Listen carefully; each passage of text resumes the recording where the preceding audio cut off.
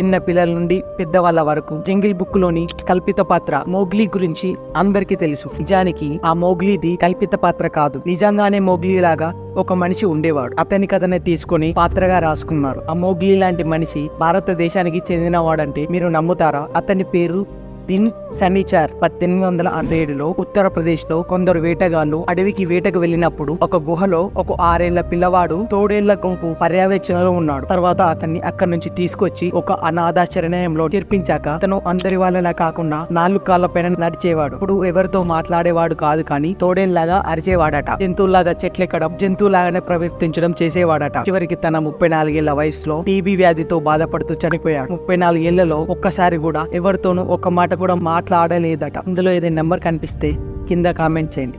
Please like and subscribe.